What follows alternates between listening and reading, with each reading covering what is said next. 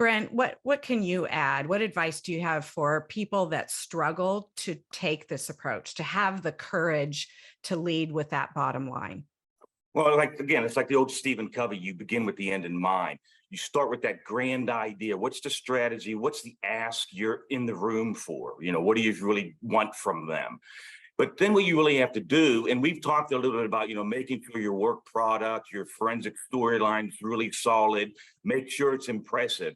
I used to do a lot of research. Anytime I would do a executive presentation, I would go to the world leading experts for this social proofing. And I'd say, in my back pocket, I did talk to the 5 leading experts at MIT, Harvard, wherever it was. And I said, this is what their opinion is on the topic. Or I go to NASA or, Google, Apple, Facebook, Amazon, and I would have that really credible storyline, because you have to build, and you only have that 30 minutes to build trust. And if you look at that old trust equation, they want to see you as credible, reliable, and have some level of intimacy that you've dug into the organization as key players, and you've done your socialization of all the people that they wanted you to socialize with, all their lieutenants, so that you can say, I did talk to Joe and Jane and Jill, and they're all on your team, and they like what I'm doing, and they thought, you would have a good interest in this. And then you want to make sure that your self-interest doesn't show like you've got an agenda that's for yourself or for some unified purpose beyond the enterprise. And so that's what I would do in terms of those things. And again, always allow some time for them to give you strategic questioning. And these are questions you want to talk about, like the focus questions, the observation questions, the visioning question, questions about alternatives, questions about change, because they're going to have all those kind of questions. And remember, you have to anticipate the questions. And there's 2 types, and we could talk about it later, but the common cultural questions that executives in that organization always ask. I could go into an executive presentation. I could know that the VP of upstream is going to ask this question, the VP of downstream or EVP is going to ask this question, and then the person in finance is going to ask this question. They were the cultural common questions, and I'd always be prepared to answer those. But then you have the resistor questions, and that's a whole nother topic that I can talk about later on in the session. Wonderful. I hope you all in the audience were taking notes. There was a lot in there, Brent. Just a few things I want to highlight. You talked about the power of those proof points to have in your back pocket, the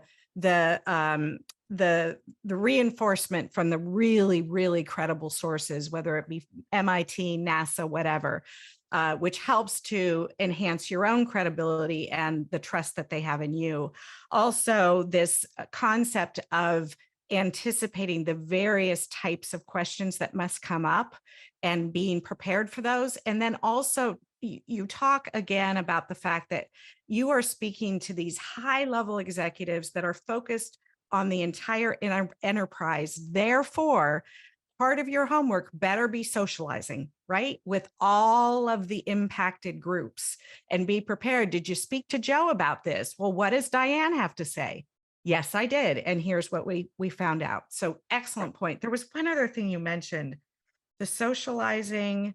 Oh, I just love this point, because this to me is a way in which you can instantly lose your credibility. Instantly. Your motive better be pure. Your motive better be representing what's best for the enterprise, and not because they'll find it out. They'll uncover it so fast. Find you out, and then you really lost credibility.